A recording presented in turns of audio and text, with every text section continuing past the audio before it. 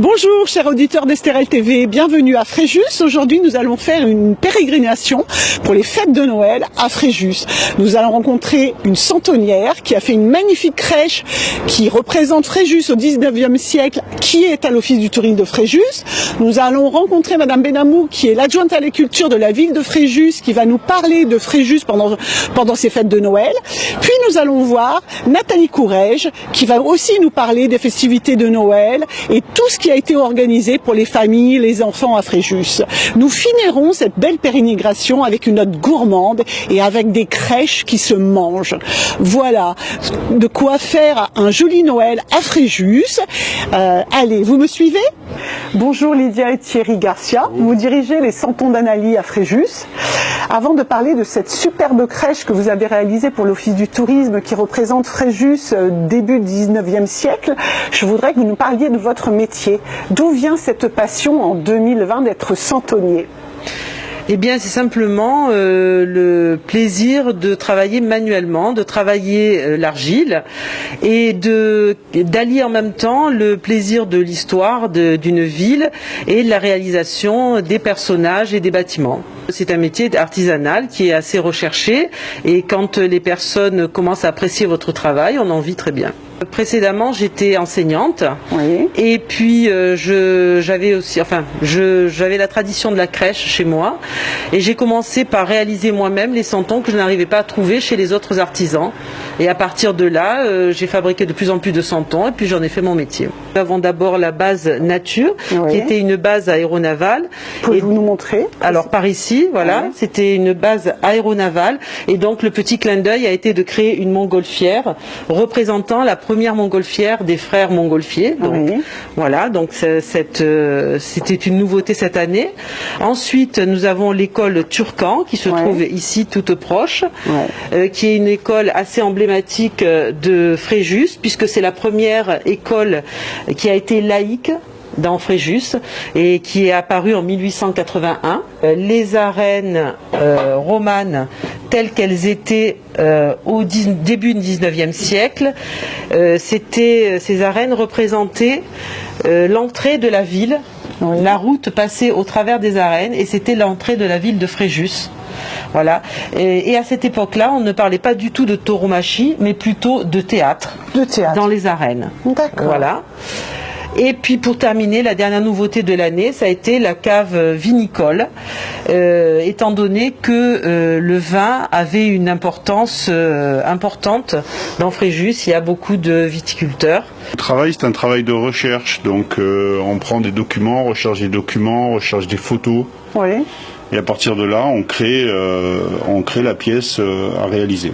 Le nombre d'heures n'est pas quantifiable, parce qu'on ne commence pas une pièce en allant de zéro jusqu'au bout. C'est-à-dire qu'une pièce, on va d'abord, il y a tout le temps de recherche qui en général dure des mois.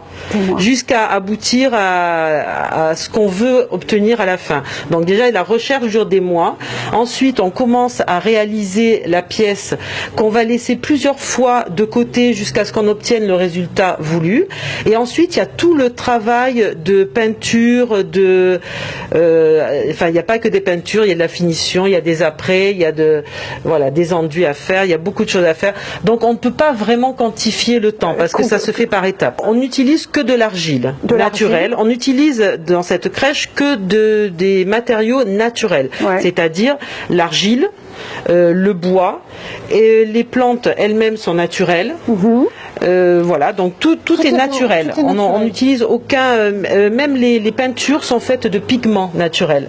Les peintures ne sont pas des peintures acryliques, ce sont des pigments naturels qui sont utilisés. Moi, je prends du plaisir et surtout, j'essaye au travers de tout ce que je fais de faire vivre la tradition et de faire vivre l'histoire. La cathédrale, comme vous pouvez le voir, est constituée de différents éléments et ça a été assez compliqué que tout se modélise parce que qu'il faut savoir, voilà un petit détail peut-être à dire pour les personnes qui ne savent pas, l'argile est un matériau vivant. C'est-à-dire que quand on fait un cube en argile, si on le laisse sécher, ça ne ressemble plus à un cube. Ça va bouger, ça va rétrécir plus ou moins, ça va s'allonger ou rétrécir vers le bas. C'est-à-dire qu'on ne sait pas au résultat ce qu'on va obtenir. Alors quelles sont les parties en bois que vous faites? C'est toute la décoration en bois, c'est tout ce qui est décoration, c'est-à-dire si on prend le tonnelier, c'est tous les fûts, c'est toutes les charrettes, c'est les fenêtres, c'est les balcons. Donc en fait, elle me fait la pièce brute, et après donc moi je viens m'adapter sur ce qu'elle a créé, quoi.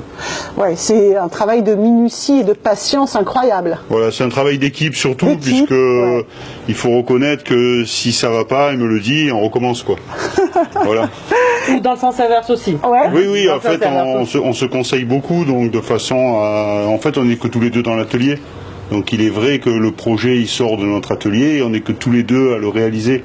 Il n'y a que nos 4 mains qui le créons. La particularité de nos santons, c'est qu'on est très axé sur les saltimbanques.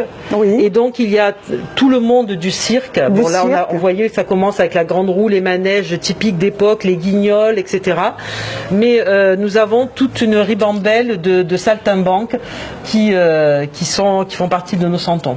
100 tons d'analyse, si vous voulez faire une belle commande de 100 tons pour les fêtes de Noël pour chez vous. Enfin une présence féminine à STRL TV, depuis le temps qu'on le disait, qu'on l'espérait. Elle est arrivée. Bonjour Magali. Bonjour Yvan, comment vas-tu? Eh ben ça va. Alors aujourd'hui on est à Fréjus, on va faire les pérégrinations fréjussiennes ensemble. C'est tous les cadeaux que tu m'as commandés pour mon Noël? Oui, plein de cadeaux à la hauteur de ton talent. Oh comme t'es trop gentil. On va profiter de ce temps radieux pour un 21 décembre, précisons-le bien, puisque après avoir eu un week-end assez, on va dire, compliqué, eh bien, mesdames et messieurs, venez faire des emplettes, profitez-en, il fait doux sur ce début de semaine. Effectivement, il faut se changer les idées, il faut le dire, le redire, avec cette crise sanitaire qui nous a bien enquiquinés depuis le début de l'année 2020. Allez, il est temps de passer aux fêtes. Nous étions en train de dire, Magali, qu'on va se détendre en cette période de fête. C'est vrai qu'on a parlé que du Covid, à juste titre bien sûr, mais voilà, tu le sais, à Fréjus, en fait, chaque année, il y a beaucoup de choses qui se déroulent. Par exemple, tous les samedis soirs, il y a un DJ, en règle générale. C'est le feu ici sur la place Fourmigé. De même, l'après-midi, tu as évidemment sur la scène, là où il y a aussi des groupes locaux qui viennent se produire, et bien évidemment, des jeux en tout genre. Cette année, malheureusement, c'est pas le cas. Donc, il est important maintenant qu'on aille faire un petit coucou aux commerçants. Qu'en penses-tu? Oui, tout à fait.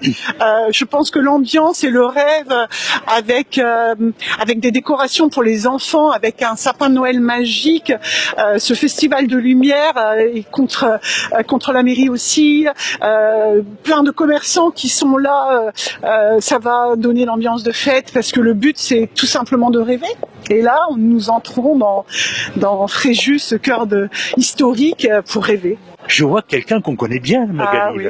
On va aller le voir. Tout à fait. Le Père Noël est arrivé à Fréjus.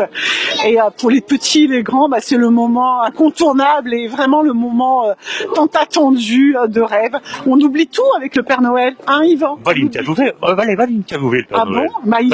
Il est occupé. Ah. Il est occupé. On va lui poser 2-3 questions. Bonjour Père Noël. Bonjour, on est content, vous êtes à Fréjus, c'est STRL TV. On voulait vous dire, enchanté, on voulait vous dire que vous savez, on vous attendait tellement. C'est vrai. Oui, franchement. Mais je suis très attendu de partout, je sais, et ça fait plaisir de venir à Fréjus, comme chaque année avec ce beau soleil et tout, avec tous ces enfants qui viennent nous voir. C'est un réel plaisir. On se régale. C'est la magie de Noël. On peut pas priver les enfants du Père Noël. C'est impossible. C'est ce qui rend ces fêtes de Noël très belles. Et qu'est-ce qu'ils vous disent? Ils sont heureux que c'est une année tellement particulière. Ils nous disent, Papa Noël, on croyait que tu n'allais pas venir. Parce que, avec tout ce qu'on entend, on était tristes, mais tu es là, Merci Papa Noël. Je distribue toujours les papillotes parce que les enfants aiment bien les papillotes. Et puis c'est leur fête, c'est à eux, c'est la magie de Noël. Allez, bon, on va laisser les enfants retourner avec vous. Bienvenue. Bon travail, Père Noël. Bon travail. Merci. Tu crois qu'il va nous gâter? Ah ben je sais. Si on n'a pas été, on a été gentil tout au long de l'année. On n'a pas fait de bêtises. En tout cas, moi, je parle pour moi. Bah moi non plus. Il y a juste Greg qui a fait des bêtises. Greg a fait des bêtises. Oui. Mais on va pas lui dire parce que le Père Noël va passer pour lui aussi. Mais oui. Le mot crèche désigne aujourd'hui toute représentation de la nativité. Et pour nous l'évoquer à STRL TV, nous sommes en compagnie de Martine Petrus-Benamou, première adjointe à la ville de Fréjus, déléguée aux affaires culturelles et au patrimoine historique, et avec laquelle on va beaucoup bavarder ce soir. Bonjour Martine Petrus-Benamou. Bonjour. Alors, c'est au VIe siècle que l'on situe la première célébration de la nuit de Noël dans l'église de Sainte-Marie à Rome, avec des statues de la Vierge Marie, de Joseph, de l'âne et du bœuf, que nous retrouvons en règle générale ici même si cette année c'est un petit peu différent. Oui, effectivement, elle est née en Italie, cette crèche. Effectivement, et puis elle est arrivée en Provence au XVIIe siècle. Donc c'est vraiment une crèche qui perdure depuis des siècles maintenant, et qui devient aujourd'hui une tradition, et au-delà de toute religiosité, je pense, c'est devenu un moment où tous les enfants, où toutes les familles se tournent vers vraiment des santons, des saints, que l'on appelle des saints. Santone, ça veut dire saint en provençal. Et donc ça devient aujourd'hui un patrimoine culturel provençal, la pastorale qui se joue souvent dans les églises d'ailleurs. Bon, cette année, évidemment, il n'y en aura pas. Martine Petrus-Benamou, première adjointe à la ville de Fréjus et surtout adjointe aux affaires culturelles et historiques. Merci. Bonne fête de fin d'année. Merci. En espérant que l'année prochaine, cette fois-ci, on est en grandeur nature, notre crèche qu'on a l'habitude de voir ici à Fréjus. On l'espère vivement. Merci. Joyeux Noël à tous. Nous sommes toujours dans les pérégrinations de les rues de Fréjus en compagnie de Magali, d'STRL TV. Et nous sommes à présent en compagnie des chalets qui se situent place Fourmigé. Il y en a une dizaine. Et nous sommes en compagnie de Christian. Bonjour Christian. Bonjour.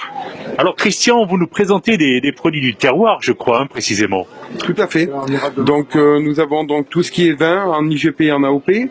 Donc après les truffes, les foie gras et quelques champagnes. Que seraient les fêtes de Noël sans les fameux churros? Bonsoir Karine. Bonsoir. Alors, vous préparez des churros, vous avez toujours fait ça, c'est votre métier? Oui, effectivement, de tout petite, j'ai toujours fait des churros. À quel parfum? À la vanille, car c'est les meilleurs. Il y a une recette traditionnelle pour les churros? C'est un secret? Non, pas du tout. C'est juste de l'eau, de la farine, un peu de sel et un arôme, donc à la vanille. Bonsoir Henri. Bonsoir. Alors vous personnalisez les mugs, mais pas que je crois. Hein. Pas que, les ardoises, le carrelage, les coussins, les boules de Noël, un peu tout quoi. Donc il suffit de vous amener un modèle et vous faites ce qu'on vous demande. En fait. Une photo, une photo ou rien du tout et on fabrique avec ce que vous voulez. Vous êtes situé à quel endroit en règle générale? À Saint-Égulphe, la boutique au cadeau, 754 avenue du Train d'Épingle. Nous sommes toujours sur le marché de Noël de Fréjus et devant le chalet Le Comptoir de l'Argent en compagnie de Stéphanie. Bonjour Stéphanie. Bonjour. Bonjour. Alors vous faites de la fabrication artisanale, je crois, tout en argent. Tout à fait, voilà. Tout à fait. Principalement de l'argent, avec des vraies pierres quand il y a des pierres, et du zirconium. Donc tout est à la pâte pour aller dans l'eau, enfin pour pouvoir vraiment ne jamais les quitter. Nathalie Courrèges, bonsoir. Bonsoir Magali. Vous êtes directrice de l'Office du tourisme depuis 2014, où vous travaillez depuis 1985. Tout à fait. Donc vous avez eu de nombreuses fois à mettre en place des festivités pour les fêtes de Noël à Fréjus. Participer à la création d'un joli Noël. Cette année, c'est un Noël très particulier, Vous aviez eu un plan A et un plan B. Comment se passe cette année le plan B? Alors oui, tout à fait, c'est un Noël particulier puisque nous on commence à travailler sur les festivités de Noël au mois de juin avec les équipes de l'Office du tourisme, celles du service des festivités et celles du son et lumière. Donc bien évidemment, au fur et à mesure de l'actualité, on a modifié cet esprit de Noël tout en gardant la cible, c'est-à-dire la famille et les enfants. Donc l'idée, comme on ne pouvait pas proposer tous les plateaux qu'on aurait souhaité, c'était de créer des parcours lumière, des endroits où les personnes pouvaient venir se fabriquer des souvenirs à travers des photos, à travers des décors qu'on a mis en place et puis des itinéraires ludiques. Alors bien sûr, le temps fort, on y est, hein, c'est cette place qui est le cœur de ville, avec toutes les illuminations, donc une mise en scène du groupe épiscopal, l'illumination de la façade de la mairie, et puis un petit peu partout des sujets géants. Donc on a ici un grand sapin de Noël, comme vous pouvez le voir, la petite star qui est le petit nounours qui fait du ski, et bien évidemment en entrée de ville, le sapin géant. La volonté du maire de Fréjus, M. Racheline, était de créer un marché de Noël solidaire, c'est-à-dire de le proposer en priorité aux restaurateurs qui pouvaient faire de la vente à emporter. Donc il y en a 3 sur la dizaine qui a été contactée. Et puis mettre en place aussi des objets, des sujets, des décors de Noël. Alors bien évidemment, toutes les mesures sanitaires ont été prises puisque sur le marché, il y a une entrée et une sortie, du gel. Et puis on a fait en sorte que tout ce qui est alimentaire soit bien distancié par rapport aux autres chalets. Donc on a deux chalets de décor et puis un chalet alimentaire et la même chose de l'autre côté. L'enjeu aussi c'était de proposer un Noël virtuel, donc avec des concours à la fois d'arbres de Noël, de crèches. Donc les plus belles photos sont à envoyer sur la page Facebook de l'Office du tourisme via Messenger, et puis il y aura un vote le 24 décembre. Et dans le même temps, on a juste derrière l'arbre à vœux qui est sur le chêne bicentenaire de la place, avec un QR transformé en arbre de Noël, hein, un petit peu décalé, avec des QR codes pour que le public puisse faire ses vœux. C'est un concept qui a été imaginé par les artisans du circuit des métiers d'art de la ville de Fréjus. On est très attaché à nos commerces et puis aussi à ce qui fait la spécificité de ce cœur de ville, c'est-à-dire les métiers de bouche. Donc depuis maintenant, depuis le début décembre, hein, sous la forme d'un calendrier de l'Avent, on est allé filmer nos commerçants de bouche en proposant des clips et en jouant le jeu de la proximité, c'est-à-dire venez faire vos achats dans les commerces de proximité. Donc c'est comme ça qu'on a capté une dinde farcie, la pompe à huile, la truffe, enfin plein de choses, une recette du foie gras proposé par le chef du Clos des Roses. Voilà, plein de choses comme ça pour à la fois donner l'envie de venir et puis de rester chez soi, parce que c'est aussi ça le message qui est à passer, à la prudence et les vacances en famille. Les fêtes de Noël à Fréjus, c'est jusqu'à quand? Début janvier? C'est jusque début janvier, oui, ça se termine pour la rentrée des enfants. Nathalie Courrèges, merci beaucoup et on souhaite à Fréjus de très belles fêtes de Noël. Merci à vous et puis à toute votre équipe. On vous souhaite également de très belles fêtes de Noël et bonnes fêtes de Noël à tous. Merci beaucoup. On continue notre balade à Fréjus spéciale festivités de Noël avec une visite gourmande chez Frédéline. Frédéline, l'association de Céline et de Frédéric, son mari, pâtissier à Fréjus depuis 6 ans. Ici, vous trouverez toutes les spécialités de Noël à mettre sur la table et bien sûr à déguster. Une crèche à manger, c'est chez Frédéline. On y va. Céline, présentez-nous ces spécialités de Noël à manger. Votre mari, Frédéric, est pâtissier et décore beaucoup toutes vos pâtisseries. Montrez. C'est ça. Alors, c'est vrai qu'on est vraiment spécialisé dans la personnalisation, vraiment l'originalité. Il fait toujours des petites choses sympas. Donc là, en l'occurrence, par rapport à Noël, il a voulu faire, parce que la crèche, c'est quand même super important pour beaucoup de gens. Donc c'est vrai qu'il a voulu qu'on puisse avoir une crèche sur la table et qui se mange. Donc du coup, c'est des petits sujets en sucre sur un sablé et une petite maison en sablé d'épices agrémentée de pas mal de petites gourmandises tout autour. Et c'est vrai que c'est sympa à offrir. à apporter pour le repas des fêtes, à poser sur la table et à partager ensemble. Ça fait vraiment du bien. Surtout cette année, on a bien besoin de partage et de convivialité. Et votre mari est aussi chocolatier, alors on retrouve des maxi mendiants. C'est ça, les maxi mendiants. Donc là aussi, c'est une idée qui lui est venue comme ça. J'ai trouvé ça sympa.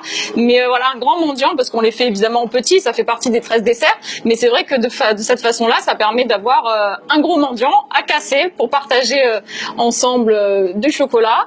Là, c'est vraiment des petits cupcakes. Donc ça aussi, pour les enfants. Voilà, c'est ludique, c'est rigolo. Ça permet d'avoir une petite déco Noël sympa. Petite bûche aussi spéciale, c'est la Frédéline. Donc, en fait, c'est un 3 chocolats, un entremets de 3 chocolats où dessus, en fait, il va intégrer la petite maison de. Donc, ça fait original parce que c'est quelque chose qui est pour les enfants. C'est vrai que c'est très apprécié, c'est sympa et ça permet d'avoir une bûche qui change de la bûche classique en forme de bûche. Et pour le passage à l'an 2021, est-ce que vous nous réservez des surprises? Sûrement, mais il me les réserve à moi aussi en général. D'accord.